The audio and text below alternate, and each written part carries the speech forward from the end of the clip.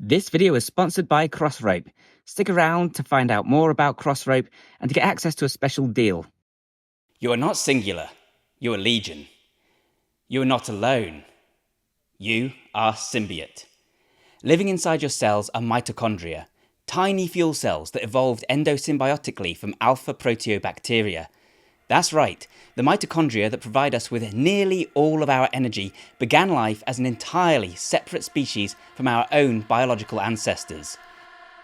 This is why our mitochondria actually have their own DNA, and by protecting them and nourishing them, we empower them to do their job better and to fuel us with even more energy. For running, lifting, climbing, even healing and thinking. All life on Earth can be classified as one of two groups, eukaryote and prokaryote. Prokaryotes are simple single-celled organisms. Their DNA is ring-shaped and actually floats freely within the cell. Being so simple has its advantages. Some prokaryotes are capable of entering a dormant state that allows them to exist in suspended animation for millions of years. We have successfully reanimated individual bacterium that lived during the time of the dinosaurs. Eukaryotes, like you and me, have larger and more complex cells with DNA housed within a nucleus.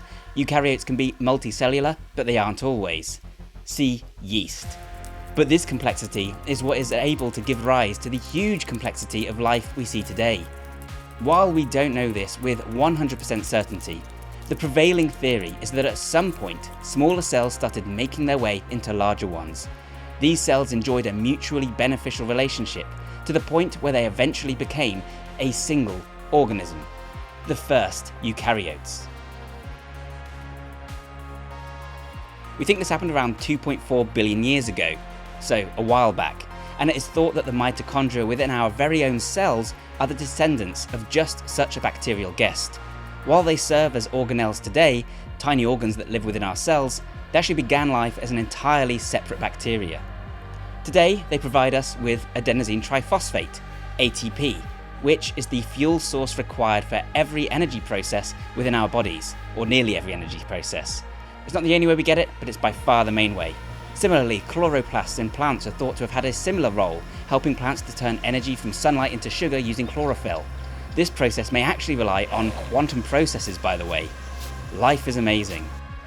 Owing to this unique history, mitochondria actually behave like living things in many ways. For example, they can only be produced by splitting into two.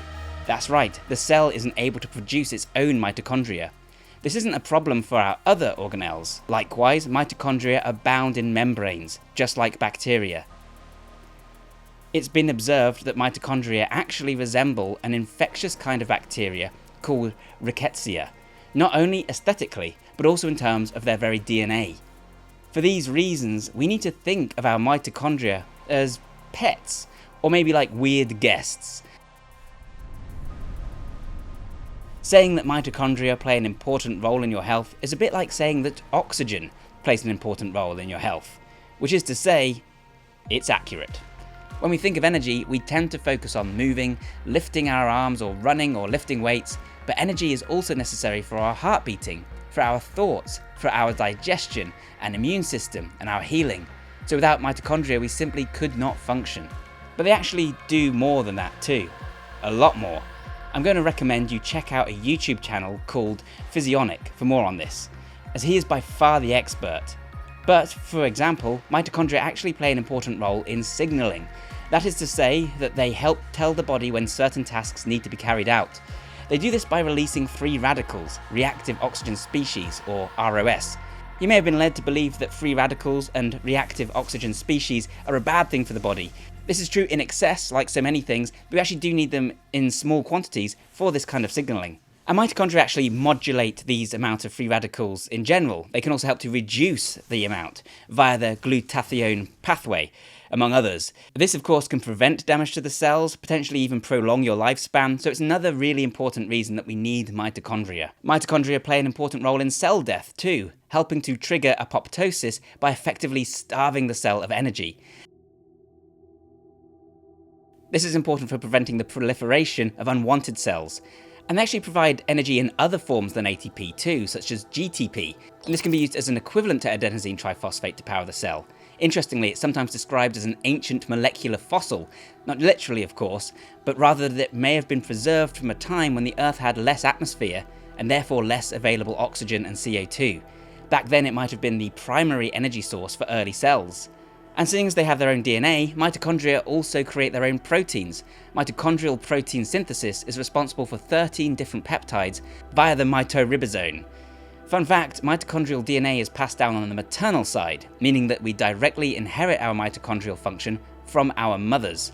Mitochondrial DNA is actually far more mutable than our nuclear DNA, meaning it's more susceptible to damage and mutation. For that reason, it's important that it is regularly maintained. One way this can happen is via fusion and fission, the process of combining and dividing mitochondria respectively. Combining two mitochondria into a single mitochondrion may improve efficiency, but it may also help to dilute errors in DNA. That is to say that if the DNA in one mitochondrion is a little bit funky, then adding it to healthy DNA means that you've got a lower percentage of damaged DNA, if you get what I'm saying. Fission, conversely, that splitting the mitochondria, can be used to isolate damaged parts of the mitochondria, allowing cells to effectively target and destroy those broken components, and it can also facilitate general mitophagy, the breaking down of mitochondria, so that they may be more easily broken down and destroyed. And of course, these processes can be used to control the number of mitochondria, responding to the needs of the cell, the energy demands placed on it. And of course, fission is needed during cell division, mitosis, to ensure that both new cells get their own mitochondria. A healthy cell should exhibit a somewhat equal balance of fusion and fission events to optimize mitochondrial function. This is referred to as mitochondrial dynamics. Mitochondria can even move around within the cell to meet the demand and to become more evenly distributed. Again, the body is incredible, right? But let's focus on the primary function first, that being the production of energy. After all, they are the power plants of the cells. Specifically, mitochondria provide energy via phosphorylation. Here, oxygen is used to convert energy from nutrients like glucose and fat into ATP. This process is responsible for something like 95% of the energy in the human body and is the most efficient way for us to fuel our actions. Because phosphorylation requires oxygen, that means it's limited though by how quickly we can get oxygen around the body. This is why we start panting if we exert ourselves, trying to get more of it to our cells. Another way we make energy is through glycolysis. This is an anaerobic process, meaning no oxygen is needed, that occurs within the cytoplasm itself, the fluid inside the cell. Here the glucose is broken down into pyruvate, which yields a small amount of ATP. This provides a faster supply of energy, but it is inefficient and finite. It also leads to the buildup of lactate, hydrogen and other waste products that eventually cause what we experience as the burn. If you start sprinting, you will first utilize cytoplasmic ATP. Specifically, you will use the ATP creatine phosphate system. This utilizes locally stored ATP and creatine phosphate, but it can only last for 10 to 15 seconds before the supply is used up. After that, the body needs to start producing its own energy, and at this point glycolysis begins and you'll start to utilize glucose. This can last for roughly 2 minutes before the buildup of waste products causes muscle fatigue. Obviously, the amount of time depends on your training. Now the body must switch to the third energy system, phosphorylation. That's where the mitochondria kicks in. This provides a theoretically limitless energy supply, meaning that you can run for hours if you so wish, as long as you're going at a kind of jogging pace. Why? Because your body needs to wait for the blood to get to the muscles. One way you can immediately see your performance improve drastically is to learn to perform more efficiently. Grant can spar for much longer than me, for example, without getting tired. The reason for this is that his movements are more efficient. He is not contracting unwanted muscles, he's not tense, and when he punches, he recruits only the necessary muscle fibers. In other words, he can achieve more with less energy. He can still perform martial arts incredibly well while utilizing his aerobic energy system. I cannot, not to the same degree. Where people oversimplify this process though, is when they tell you that you switch from one energy system to the other. They talk as though you're only in one state, when the reality is that you're usually using multiple energy systems at all times. For example, while you might be sprinting, you're also still thinking and healing. Some of the muscles in your body will be relaxed or playing a more supporting role. But moreover, the muscles themselves that are responsible for the movements will also be using multiple energy systems to produce that movement. To understand this, we need to think again about Henneman's size principle. I talk about this all the time. which is a weird thing to talk about all the time, but that's because it's such a misunderstood concept that sheds so much light on the way that our muscles work and how we can train them. Our muscles, as you no doubt know, are made up of lots of tiny fibres. These are grouped into motor units, fibres that can be categorised into type 1 slow twitch, type 2A fast twitch, and type 2X super fast twitch. That said, it's really more accurate to think of this as a spectrum, rather than distinctly different fibre types. Type 2B is actually only present in some animals, like squirrels, and it's what allows those animals to move with those twitchy jerky movements. Side note, I fucking love squirrels. I always thought a human with type 2B fibres would be a really cool mutant superpower. It used to be that people called type 2X muscle fibre type 2B, so you'll still find some people refer to the fibre in humans as type 2B, but that's actually inaccurate, and the correct way to say it these days is type 2X. So if you see that floating around and get a bit confused, that's what's going on there. But the point that I was trying to make is that while type 1 fibres contain lots of mitochondria and rely primarily on phosphorylation for their energy, your motor units, which are the bundles of muscle fibres that you innervate all at once within the muscle, only contain fibres of one type, and each motor unit within a muscle is controlled by a separate nerve, connected to a separate neuron within the brain. When you contract gently to pick up a spoon, a weak signal activates just a few of the smaller slow twitch muscle fibres and motor units, and therefore a very small percentage of your muscle is used. This is how you might lift a spoon to your mouth while eating, for example. But when you contract powerfully, you send a much more powerful signal from the brain that engages the faster twitch fibres grouped in the much bigger motor units. You can never engage all of your motor units, but the percentage of them that you can engage relies upon your training. Here's the thing though, you actually can't activate your type 2X fibres without also activating your type 1 and type 2A fibres. That's because the motor units are recruited once the signal reaches a certain threshold. In other words, if you send a strong enough signal to engage the largest motor units, this must also, by definition, be strong enough to engage all the smaller ones. And this is what Henneman's size principle tells us. We always engage motor units from the smallest and weakest to the largest and most powerful. I wonder if a hypothetical superhuman could get around this by simply having efficient enough movement to call upon individual motor units. Maybe there's some kind of mystical training you could do. But the point is, when you sprint, both your fast twitch and your slow twitch motor units are contributing to your forward momentum. And this is why it's important to train your slow twitch fibres as well as your large twitch fibres, if you want to maximise your performance. If you want to make those slow twitch fibres stronger via resistance training, and you want to increase their efficiency by increasing mitochondrial density and health. However, what's also important to recognise is that training that focuses entirely on fast twitch fibre doesn't provide enough of a stimulus for the slow twitch fibre. Why? Because you won't be taking that slower twitch muscle to the point of failure. You won't be challenging it. And that's another reason it's so important to combine fast and slow cadences in your workouts, and to combine both aerobic and resistance training. So now we're getting a little bit into how you can train your mitochondria specifically.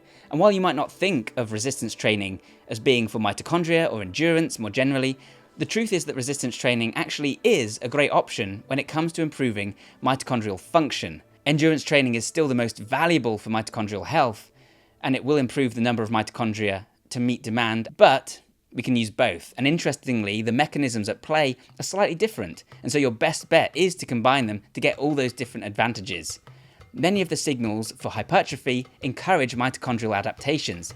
For example, IGF-1 increases mitochondrial survival and may help to reduce the production of reactive oxygen species. Following a resistance training workout, we see the activation of the mTOR pathway. This, too, is important for the health and function of mitochondria. mTOR directly encourages mitochondrial fusion via mTORC1 by synthesizing proteins necessary for the process, such as MFN1, MFN2, and OPA1. You know, those ones. Mechanical tension and metabolic stress also create signals for mitochondrial biogenesis, and there are many additional benefits and adaptations that support mitochondrial function indirectly. For example, resistance training can increase oxygen capacity in the muscle. However, if you want to maximize the number of mitochondria, then you of course need to incorporate endurance training as well. It should make sense that increasing the energy demand on your body results in more energy factories in the cells. Because aerobic exercise most greatly increases the demand for ATP, this alters the AMP-ATP ratio. activating AMPK. AMP and ADP are byproducts of the energy process, so as these go up, it means that you're utilizing your ATP, you've got less ATP, and when the ratio changes, that's what the body recognizes as the signal to activate the AMPK pathway. Increases in calcium also lead to increased AMPK. In other words, AMPK kicks in when energy is low to increase glucose uptake and other catabolic processes. AMPK is known to bodybuilders for its role in inhibiting protein synthesis by inhibiting the mTOR pathway. It's what makes us more catabolic rather than anabolic, so bodybuilders tend not to like it, but you do need both. However, AMPK activation also directly induces PGC1A, which regulates mitochondrial biogenesis, creates more mitochondria. It does this by enhancing expression of the mitochondrial genes within the nuclear DNA, activating transcription factors. In other words, the recognition that the cell needs more energy results in signals that encourage the birth of more mitochondria. Again, it just makes sense. AMPK also influences fusion and fission and promotes mitophagy, the removal of mitochondria as needed. Note that mTOR, the counterpoint to AMPK, also increases PGC1A, but more indirectly. This is all getting pretty heady and it's an impossibly deep rabbit hole to go down. But the takeaway point that I'm trying to make is once again that it's hybrid training that results in the best outcome, helping to ensure both the number of mitochondria and their health and efficiency are maximized through a number of different functions.